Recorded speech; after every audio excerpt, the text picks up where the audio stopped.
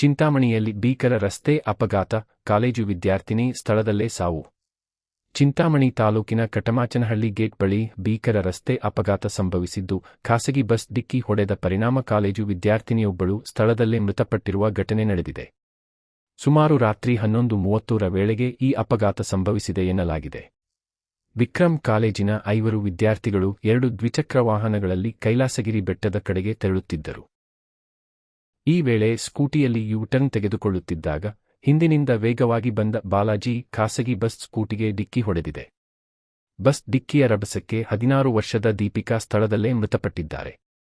ಮತ್ತೊಬ್ಬ ವಿದ್ಯಾರ್ಥಿನಿ ತ್ರಿಪುರಾಂಬ ಗಂಭೀರವಾಗಿ ಗಾಯಗೊಂಡಿದ್ದು, ಅವರನ್ನು ಹೆಚ್ಚಿನ ಚಿಕಿತ್ಸೆಗಾಗಿ ಕೋಲಾರಕ್ಕೆ ರವಾನಿಸಲಾಗಿದೆ.